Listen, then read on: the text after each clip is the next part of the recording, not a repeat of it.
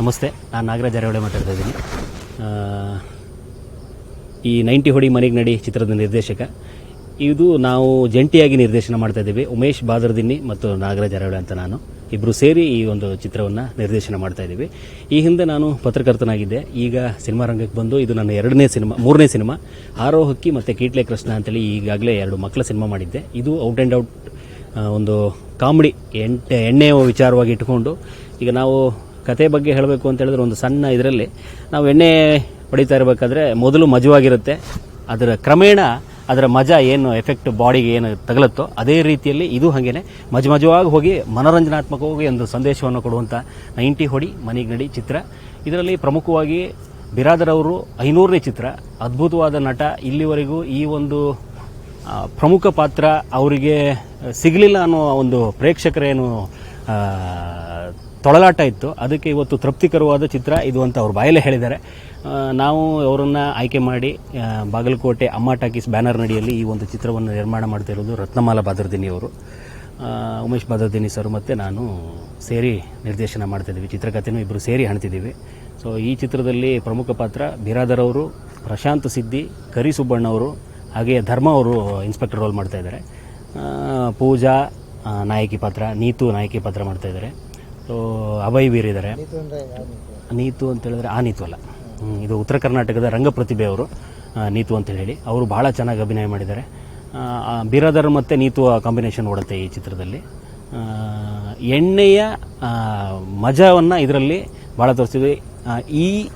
ಇವತ್ತು ನಡೀತಿರುವಂಥ ಹಾಡಿನ ಬಗ್ಗೆ ಹೇಳಬೇಕು ಅಂತ ಹೇಳಿದ್ರೆ, ಇದು ಒಂದು ಎಣ್ಣೆಯ ಅಭಿಮಾನಿಗಳೇನಿದ್ದಾರೆ, ಕುಡುಕ ಮದ್ಯ ಪ್ರಿಯರು, ಅವರು ಒಳಗಡೆ ಎಣ್ಣೆಯ ಬಗೆಗಿನ ಅಭಿಮಾನವನ್ನು ಡಾಕ್ಟರ್ ನಾಗೇಂದ್ರ ಪ್ರಸಾದ್ ಅವರು ಸಾಹಿತ್ಯದ ಮೂಲಕ ಬಹಳ ಚೆನ್ನಾಗಿ ಅದನ್ನು ಅರ್ಥವತ್ತಾಗಿ ಸಾಹಿತ್ಯಪೂರ್ಣವಾಗಿ ಬರೆದಿದ್ದಾರೆ.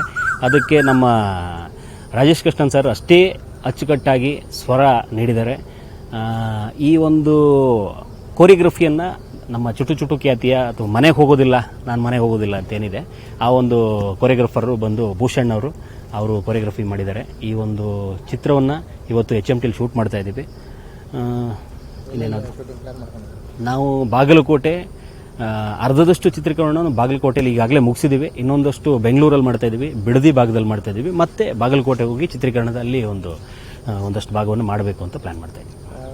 ಸಂಭಾಷಣೆ ಶೈಲಿ ಎಲ್ಲ ಉತ್ತರ ಕರ್ನಾಟಕ ಇರುತ್ತಾ? ಇಲ್ಲಿ ಸಂಭಾಷಣೆ ಉಮೇಶ್ ಬಾದರ್ದಿನಿ ಅವರೇ ಬರೆದಿದ್ದಾರೆ, ಉತ್ತರ ಕರ್ನಾಟಕ ಶೈಲಿಯಲ್ಲೇ ಇರುತ್ತೆ. ಚಿತ್ರಕಥೆಯನ್ನು ನಾವಿಬ್ಬರು ಸೇರಿ ಮಾಡಿದ್ದೀವಿ. ಸಂಭಾಷಣೆ ಉತ್ತರ ಕರ್ನಾಟಕ ಶೈಲಿಯಲ್ಲೇ ಇರುತ್ತೆ.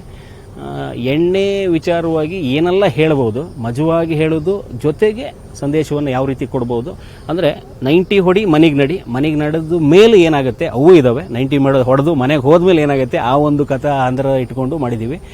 90 ಹೊಡೆಯುವನ ಸುತ್ತಮುತ್ತ ಯಾರು ಇರ್ತಾರೋ ಅವ್ರ ಬದುಕನ್ನು ತೋರಿಸುವಂಥ ಪ್ರಯತ್ನವನ್ನು ಈ ಚಿತ್ರದ ಮೂಲಕ ಮಾಡ್ತಾ ಇದ್ದೀವಿ. ನಮಸ್ಕಾರ, ನನ್ನ ಹೆಸರು ಉಮೇಶ್ ಬಾದರ್ದಿನಿ ಅಂತ. ಈ ಸಿನಿಮಾದ ಇಬ್ಬರು ನಿರ್ದೇಶಕರಲ್ಲಿ ನಾನು ಒಬ್ಬ. ಈ ಸಿನಿಮಾ ನಿರ್ಮಾಣ ಮಾಡ್ತಾ ಇರೋದು ಅಮ್ಮ ಟಾಕೀಸ್ ಬಾಗಲಕೋಟೆ ಅಂತ. ನಿರ್ಮಾಪಕರು ಶ್ರೀಮತಿ ರತ್ನಮಾಲಾ ಬಾದರ್ದಿನಿ ಅಂತ. ನೀವೆಲ್ಲ ಸಿನಿಮಾದ ಬಗ್ಗೆ ಕೇಳೇ ಇದ್ದೀರಿ. ಈಗ ಸಿನಿಮಾ ಹೆಸರು 90 ಹೊಡಿ ಮನೆಗೆ ನಡಿ ಅಂತ. ಹೆಸರು ಕೇಳಿದ ಮೇಲೆ ತಮಗೆ ಗೊತ್ತಾಗೇ ಆಗುತ್ತೆ ಯಾವ ರೀತಿ ಸಿನಿಮಾ ಇದು ಅಂತ. ಪೂರ್ಣ ಪ್ರಮಾಣದಲ್ಲಿ ಮದ್ಯಪಾನ ಅನ್ನೋ ವಿಷಯನ ಆಧಾರ ಇಟ್ಕೊಂಡು ಈ ಸಿನಿಮಾ ಮಾಡ್ತಾಯಿದ್ವಿ. ಸೊ ಕುಡಿಯೋದರಲ್ಲಿ ಏನಂತ ದೊಡ್ಡ ವಿಷಯ ಇದೆ, ಒಂದು ಸಿನಿಮಾ ಮಾಡುವಷ್ಟು ವಿಷಯ ಇದೆ ಅಂತ ತಾವು ಯೋಚನೆ ಮಾಡ್ಬೋದು. ಇದೇ ಸ್ವಾಮಿ 10 ಸಿನಿಮಾ ಮಾಡ್ಬೋದು ಎಣ್ಣೆ ಮೇಲೆ. ಯಾಕಂದರೆ ಆದಿ ಕಾಲದಿಂದನೂ ಈಗಿನವರೆಗೂ ಎಣ್ಣೆ ಬಿಟ್ಟು ಸಮಾಜ ಇಲ್ಲ, ಸಮಾಜ ಬಿಟ್ಟು ಎಣ್ಣೆ ಇಲ್ಲ. ಹಾಗಂತ ನಾವು ಎಣ್ಣೆನ ಪ್ರಮೋಟ್ ಮಾಡ್ತಾ ಇಲ್ಲ. ಎಣ್ಣೆನ ಒಂದು ಲೆವೆಲ್ವರೆಗೂ ಓಕೆ ಅನ್ಬೋದು. ಎಣ್ಣೆ ಇಲ್ಲ ಅಂದರೆ ಸರ್ಕಾರನೇ ಇಲ್ಲ ಅನ್ನೋ ಮಟ್ಟಕ್ಕೆ ಜನರಿಗೇನೋ ಒಂದು ಭಾವನೆ ಹೋಗಿದೆ. ಬಟ್ ಎಣ್ಣೆಯಿಂದ ಎಷ್ಟು ಸಂಸಾರಗಳು ಹಾಳಾಗಿದೆ. ಈ ಕುಡಿತದಿಂದ ಆರೋಗ್ಯ ಹಾಳಾಗುತ್ತೆ, ಮರ್ಯಾದೆ ಹೋಗುತ್ತೆ, ಕ್ರೈಮ್ ಹೆಚ್ಚಾಗುತ್ತೆ. ಅದನ್ನೆಲ್ಲ ನಾನು ಸಿನಿಮಾದಲ್ಲಿ ಮನೋರಂಜನೆ ಜೊತೆ ಹೇಳೋದಕ್ಕೆ ನಾನು ಪ್ರಯತ್ನ ಪಟ್ಟಿದ್ದೀನಿ. ಇದರಲ್ಲಿ ಮುಖ್ಯವಾಗಿ ಬಿರಾದರ್ ಅವರು ಲೀಡ್ ರೋಲ್ ಅಂದರೆ ಹೀರೋ ಪಾತ್ರ ಮಾಡ್ತಾಯಿದ್ದಾರೆ. ಇದು ಅವರ 500ನೇ ಸಿನಿಮಾ ಇದು. ಸೊ 499 ಸಿನಿಮಾಗಳಲ್ಲಿ ಸಹ ನಟನಾಗಿ ಅಭಿನಯಿಸಿ 500ನೇ ಸಿನಿಮಾದಲ್ಲಿ ಹೀರೋ ಆಗ್ತಾ ಇದ್ದಾರೆ. ಇದೊಂಥರ ವಿಶ್ವ ದಾಖಲೆ ಅನ್ಬೋದು. ನಾನು ಫಸ್ಟು ಬಿರಾದರ್ ಅವ್ರನ್ನ ಹಾಕ್ಕೊಂಡು ಈ ಪ್ರಾಜೆಕ್ಟ್ ಕೈಗೆ ಎತ್ಕೊಂಡಾಗ ಸ್ವಲ್ಪ ಅಪಸ್ವರಗಳು ಕೇಳಿ ಬಂತು. ಏನು ಸರ್ ಬಿರಾದರ್ ಅವ್ರನ್ನ ಹಾಕ್ಕೊಂಡು ಇಂಥ ರಿಸ್ಕ್ ತೊಗೊತಾ ಇದ್ದೀರಿ ಅಂತ. ಬೇಕು ಅಂತಲೇ ತೊಗೊಂಡೆ. ಇವತ್ತು ನನಗೆ ಆ ತೃಪ್ತಿ ಇದೆ. ಬಿರಾದರ್ ಬಿಟ್ಟು ಆ ಕ್ಯಾರೆಕ್ಟರ್ ಮತ್ತೊಬ್ಬರು ಮಾಡೋದಕ್ಕೆ ಸಾಧ್ಯ ಇರಲಿಲ್ಲ. ಆ ಥರ ಅದ್ಭುತವಾಗಿ ಅಭಿನಯಿಸಿದ್ದಾರೆ, ಹಾಡ್ತಾರೆ, ಕುಣಿತಾರೆ, ಫೈಟ್ ಮಾಡ್ತಾರೆ, ಎಲ್ಲ ಮಾಡ್ತಾರೆ. ಈ 68ನೇ ವಯಸ್ಸಿನಲ್ಲಿ ಇಷ್ಟು ಅದ್ಭುತವಾಗಿ ಮಾಡಿದ ಬಹುಶಃ ಭಾರತದ ಪ್ರಥಮ ಹೀರೋ ಇರ್ಬೋದು ಅನ್ಕೊತೀನಿ ನಾನು. ಇದು ಬರೀ ನಾವು ಒಂದು ದಾಖಲೆ ಮತ್ತೊಂದು ಮಗದೊಂದು ಅಂತಲ್ಲ, ಅವ್ರ ಹತ್ರ ಆ ಪ್ರತಿಭೆ ಇದೆ.